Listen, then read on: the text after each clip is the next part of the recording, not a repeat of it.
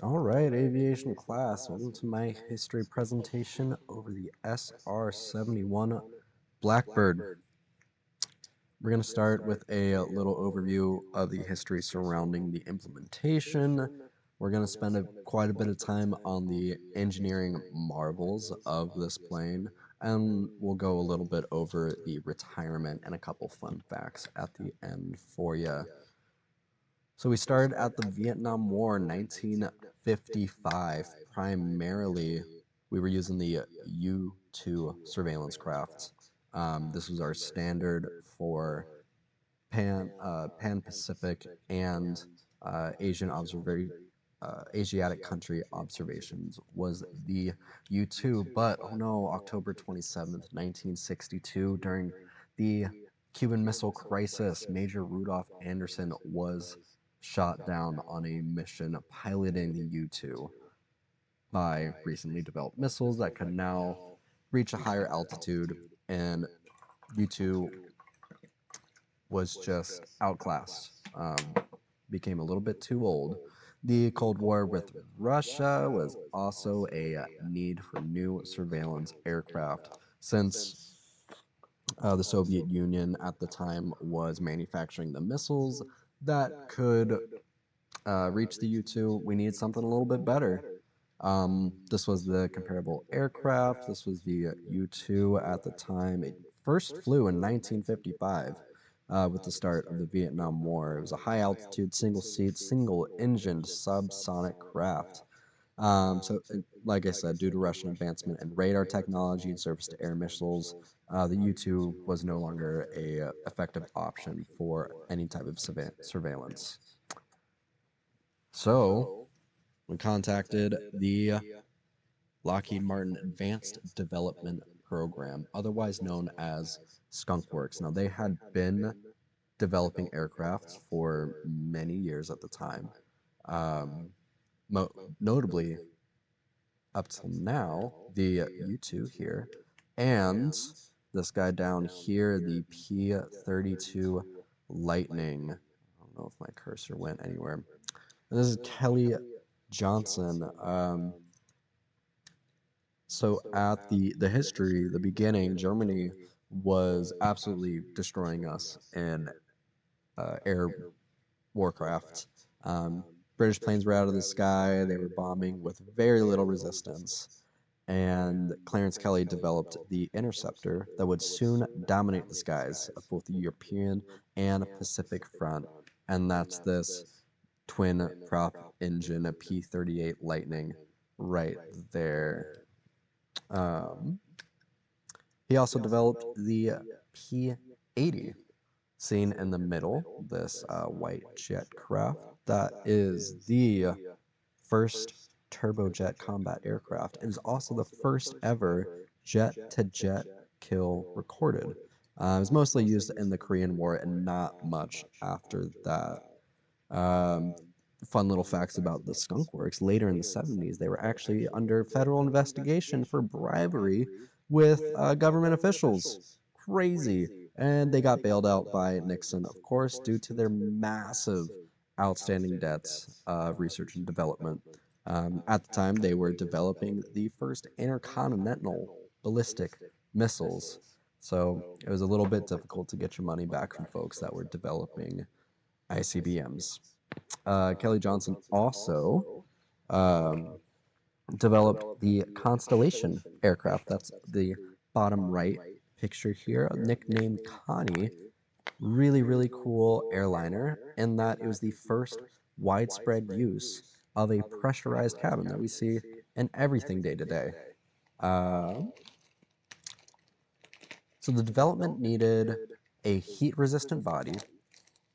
It needed to exceed 2,000 miles per hour. That's above Mach 3. Uh, Needed a low radar cross-section above wide bands, and it needed a cruising altitude above 70,000 feet. This was all in response to the Soviet Union's missile development. And so all of these goals were just to outpace those missiles. The first that we saw was the A-12. It was a single-seat supersonic prototype. First flight was in April 30th, 1962, where it did go supersonic. The note here, July 20th, 1963, was the first sustained travel above Mach 3. Successful flight there. Um, Flying at approximately 3,000 feet per second. They also had to develop a new ejection system. Uh, the safety aspect of it is the pilots need to be able to eject safely at 0 miles per hour at sea level and up to Mach 4, while the fastest they were allowed to go was actually Mach 3.3 in life-threatening circumstances. They still needed to be able to eject at that speed. And they needed to be able to eject from 0 sea level up to 100,000 feet and altitude. They also developed new pressure suits. They had to be made for the pilots and custom oxygen and parachute systems. The first aircraft actually proposed to meet these proponent goals from the government was a balloon lifted craft that once at altitude would essentially have a rocket strapped to it that would kickstart the aircraft to a highest velocity for the ramjet engines to actually engage. Cool idea, but once they actually did the math for it, they realized that the balloon to get up to altitude would need to be about a mile in diameter. So to meet these goals, they had some incredible engineering marvels. So the SR-71 at Mach 3 speeds would be operating at a ram air temperature of about 800 degrees Fahrenheit. The only metals that could stand up to this would be stainless steel and titanium alloys. Now, if you can guess the one problem with stainless steel, is it's heavy. So while titanium uh, is cost prohibitive, difficult to source, difficult to weld, can be brittle, and is very reactive, it weighs half as much as stainless steel and has comparable strength. They also had to develop plastics, hydraulic fluid, grease, wiring, and plugs, all redesigned to operate at this higher temperature. For fuel storage, it doesn't actually have any specific fuel tank. The whole of the SR-71 is hollow and contains the fuel within it. Um, but the fuel needed to be stable from 90 degrees to over 350 degrees to accommodate the subsonic cruising while refueling and the Mach 3 plus cruising speeds. The fuel itself also was used as a hydraulic fluid to control the afterburner flaps. Uh, and then once it was used as the hydraulic fluid, it was then fed into the power plant and afterburner. But the most crucial design was designing the engines, the air intake, and ejectors. Those are the nacelles, which cut through the air and created a trackable sonic boom in which they could control that with the position of the nacelles. It moved approximately 3 foot forward and back to adjust the dimension of the resulting shock wave. The really cool thing, the dual engine design, if one failed, there would be a massive amount of yaw, the side to side rotation, like a dangerous amount if an inlet stalled or if an engine stalled. The team developed a accelerometer within the fuselage that would detect yaw rates consistently, and they would apply a correction within a 0.15 seconds. The pilots reported that this autocorrect worked so well that while they could tell something stalled, they couldn't actually tell whether it was the left or right engine. And a limiting factor for the operational range wasn't the fuel itself. It was the liquid nitrogen that they had on board to actually cool the fuel vapors and purge the tanks. Um, the engines themselves also didn't have starters.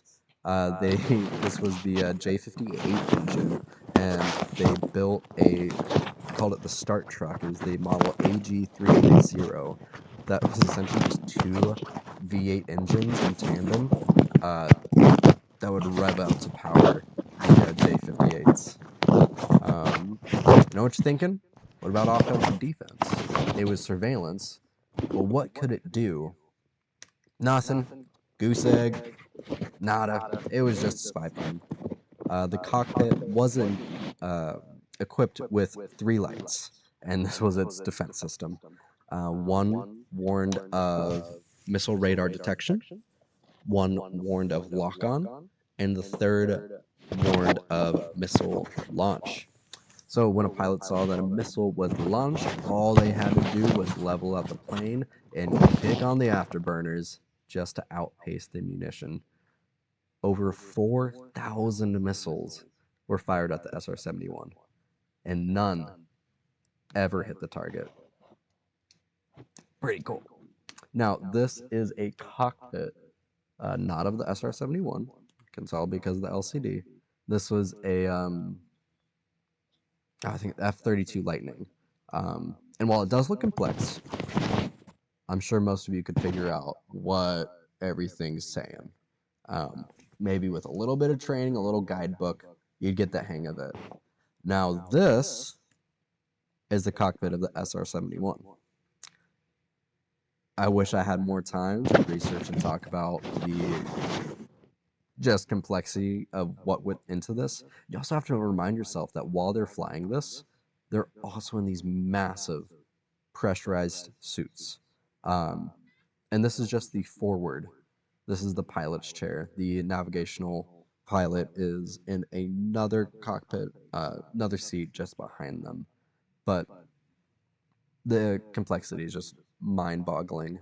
So to fly this, the pilot training obviously had to be pretty substantial. It was similar to astronaut training at the time, similar courses, endurance to withstand long, hot um, temperatures. You think because they're so high up, so far out in the atmosphere, that it would be cold, but now we're looking at 800-degree ram forest temperatures.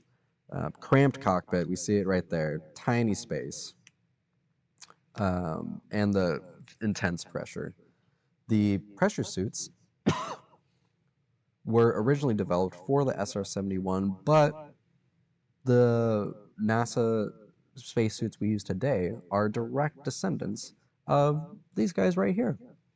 And so for these pilots, flying was a completely different battle at this speed. At around 80,000 feet, most of your navigational identifiers, rivers, cities, highways, um, invisible, can't see them. They would use mountain ranges, oceans as landmarks. Uh, the selection process was so specific, only 2 to 3 pilots were ever selected each year.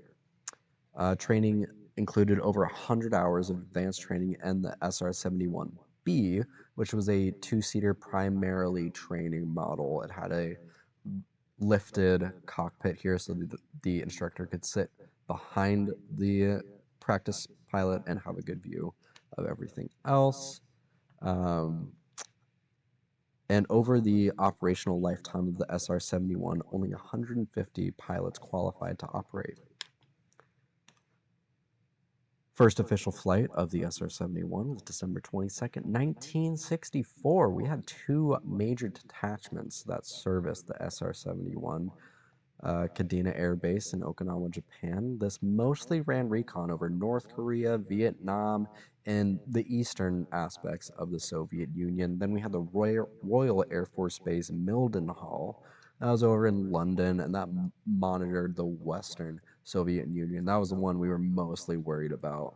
Um, they would typically be running uh, reconnaissance over the Barents Sea, looking for their nuclear submarine activity.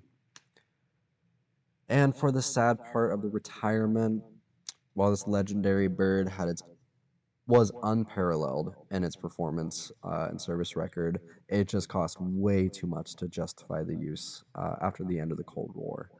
Um, around the end, the Russians, the Soviet Union, were developing their new S-300 missile defense system, which was a prospective vulnerability to the SR-71.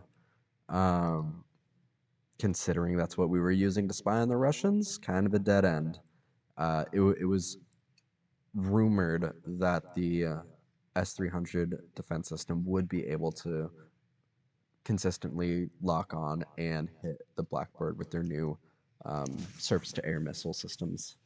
And at the same time, our satellite surveillance technology was rapidly outpacing anything we could do with supersonic espionage.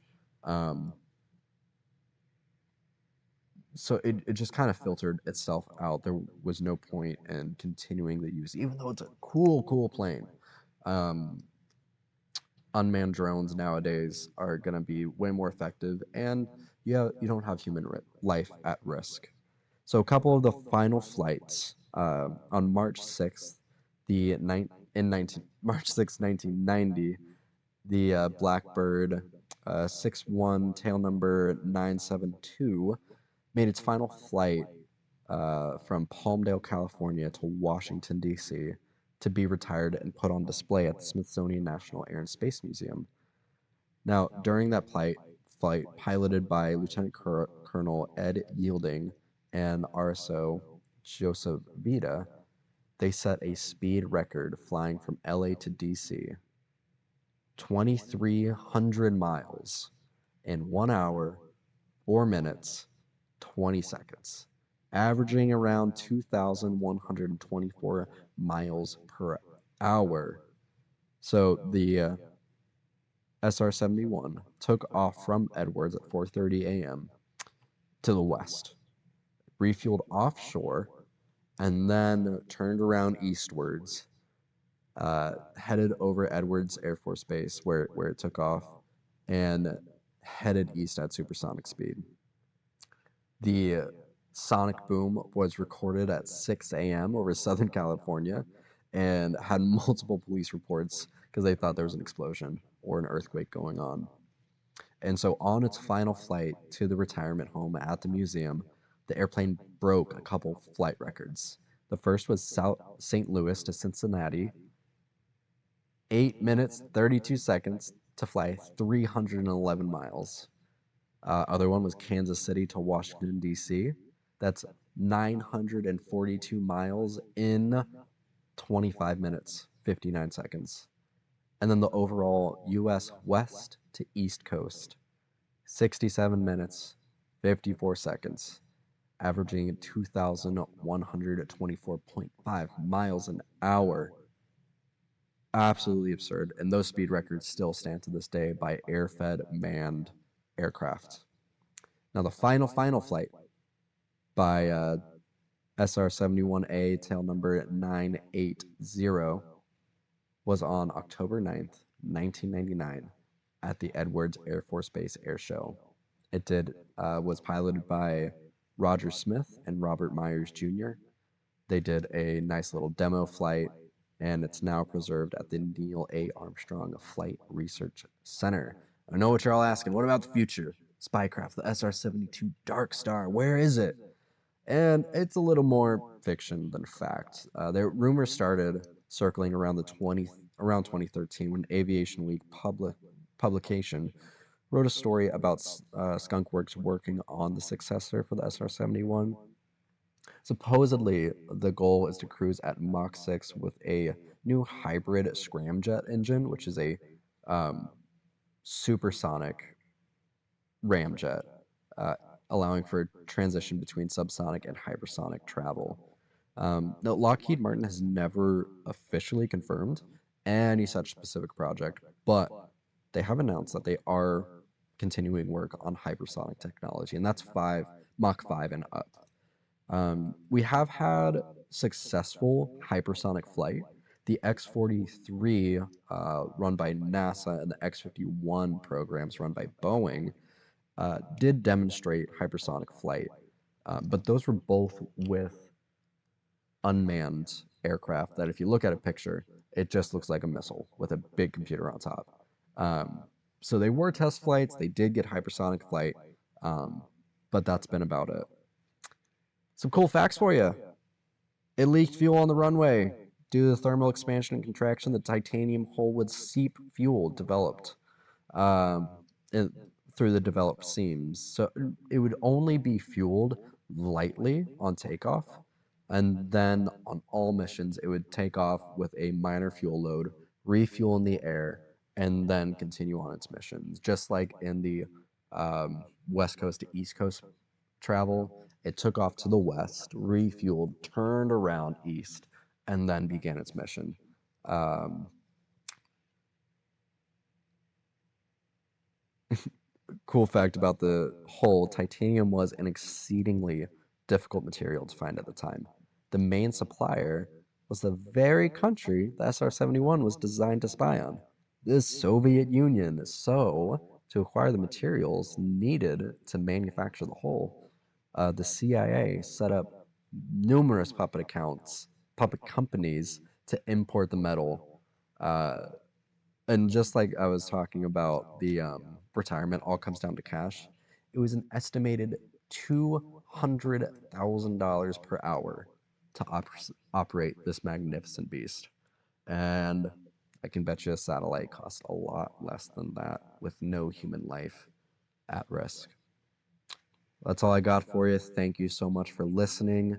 Uh, Reach out to me if you have any questions or you want some more resources to learn more about this incredible plane. There is so much more to talk about, and I just had to cut it down for the needs of this class. But this is an incredible, incredible engineering marvel to look about.